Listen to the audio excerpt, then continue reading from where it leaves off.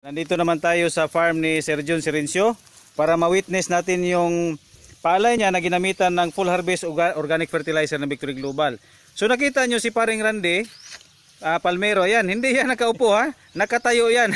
At yung palay mas mahaba pa sa kanya. Kasama natin si Sir Jun Sirencio. Oh, tingnan mo. Oh. Ito yung palay niya oh.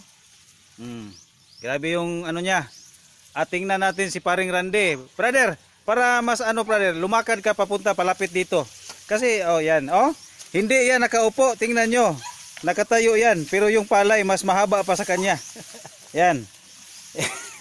Grabe. Ayan. So, yan, ganyan kahaba yung palay na ito naman. Okay. So, nandito naman tayo sa sa tabing niya. Oh, tingnan nyo. Halos wala ng dahon. Ito. Halos wala ng dahon at saka pwede mo pasukin, brother. Yan. Ayan, mas dahan-dahan lang, brother ha. Ayong kwan, sayang baka matumba yung humay. Grabe, Yan. ang dami talaga ng Anto sa baga Yan. ang grains. Kahit yung shoulder part niya, yung shoulder niya malaman talaga. Very Porot.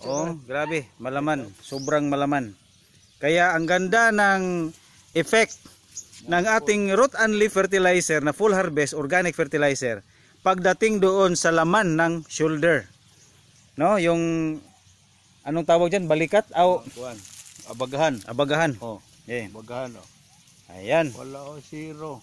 Kita kuan na lang. Kasi mailan gyud. Okay,